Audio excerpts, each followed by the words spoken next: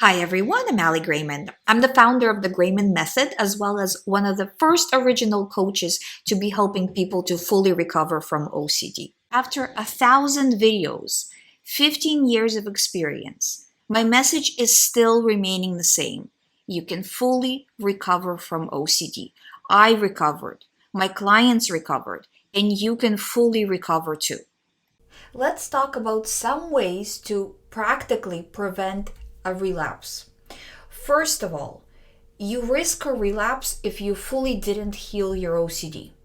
So, if let's say you got OCD to the point where it's almost gone, it's not really bothering you, you just experience some symptoms, just a little bit of rumination here, a little rumination there. Let me be very clear to you. You are not recovered. And this will come back when you least expect it, when you are in a stressful situation in real life. And you might, again, when OCD comes back, it's only coming in as like, hey, you want to ruminate? Hey, you want to do a compulsion? It's still up to you whether you take the bait or not. But it's going to come in at a time when you're not really equipped to deal with it because of outside situations, perhaps, or holidays, or whatever situation comes up in life where you're not at your best to react correctly. So, point number one, fix your OCD fully. If you are ruminating a little bit, if you're doing compulsions a little bit, don't leave a stone unturned. All of this has to go. Don't leave that 5% because that 5% is what's gonna cause your relapse.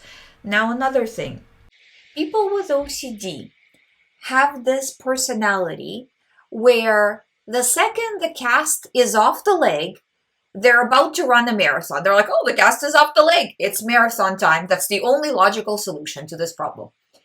We very much think in all or nothing black and white terms. We don't slow down. We don't let ourselves heal. And it's very important that you break this pattern in your life because sometimes situations come up where it's just stressful time.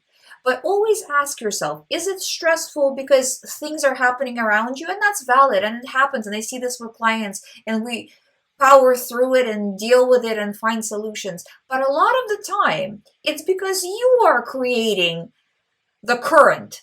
You are creating, oh, I want to do this and I want to do that, and extra here and more there, especially during the holidays. So it's very important that you don't take on too much. Yes, the cast is off the leg, but no, you are not running a marathon. Let yourself heal. A brain is an organ just like any other organ where it needs time to heal. The second that you feel like, I'm not ruminating anymore, I'm not doing any compulsions, or even you're doing 5%, which is not fully healed, I'll do everything. I'll put myself in a lot of stress. I'll get everything done. It's going to be fantastic. No, it's not going to be fantastic. This is what's going to cause a relapse. Now, a little bit later in the situation, if maybe you've already done some of those things or stress already happened, and you feel it's hard to explain to a person who's never understood OCD or never had OCD, but a person with OCD will know what I mean when I say this, is you feel before you get a thought, you feel this, not every time, but a lot of the time. You feel this kind of almost like a buzzing in the body. It's hard to explain, but it's like you feel anxiety without having it develop into a thought. When you feel this, it's very important that you prepare yourself for an OCD thought that something is going to come in, and when that comes in, I will make sure I disregard. And also, those are your signs, or for example, for people who are like nail pickers, you start to see that you're doing some of these behaviors that are already signaling that you are in too much stress. And at that point, it's important to, again, slow down your projects, slow down whatever it is you're doing, wherever it is you're going. And I don't mean like lay on the bed, horizontal, not doing anything, not like that, but just take it easy a little bit. Give yourself a little bit of a break. Maybe some valerian root would help in those kinds of situations as well, just to calm yourself back down before you go into an OCD frenzy. Also, what causes a relapse? triggers that you don't have very often. So if, let's say, you're going to see somebody who is going to be a trigger, or you're going to do something that's a trigger for you, going to go to somebody's house where there's triggers, right?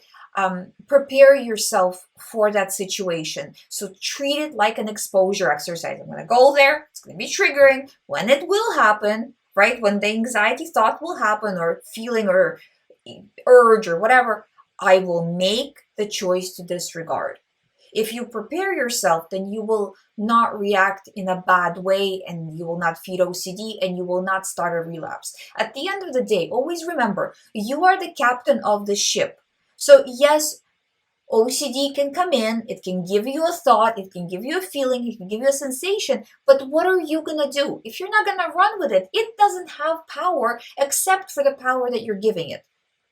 So your job is to not give it that power. And then the thought will come, the thought will leave, done, didn't relapse. Because that's the difference between people who have OCD and who don't have OCDs. Everybody gets weird thoughts, but they just don't take them seriously. They don't run with them. They don't even remember them a second later. But a person with OCD ruminates, takes them seriously, and remembers them for, I don't know, years to come. That's the difference. So I hope this helps. If you haven't subscribed, please subscribe. If you would like to do one-on-one recovery program with me, or just book a talk, all the information, as always, is on youhaveocd.com. I'll see you tomorrow.